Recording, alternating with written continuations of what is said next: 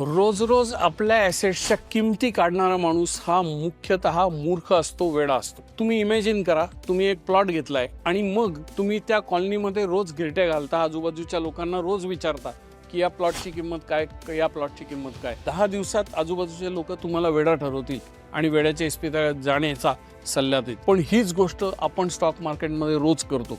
रोज TV screen समोर बसतो, Nifty किती झाला, सेन्सेक्स किती झाला, माझा पोर्टफोलिओ वाढला की कमी झाला, हे सातत्याने उद्योग आपले चालू असतात. असं करणारे लोक वेडे आहेत, कारण ह्यांनी तुमचा पोर्टफोलिओ वाढणार नाही. हा सगळा कार्यक्रम रोज रोज भाव बघण्याचा बंद करा.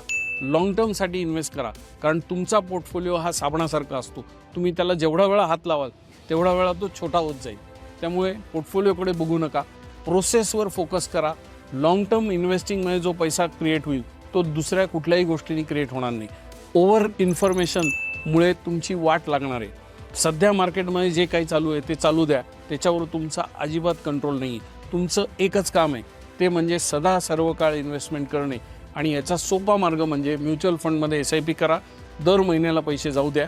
मार्केटवर असेल तर तुमची व्हॅल्यू वाढेल आणि मार्केट खाली असेल तर तुमचे युनिट्स वाढतील.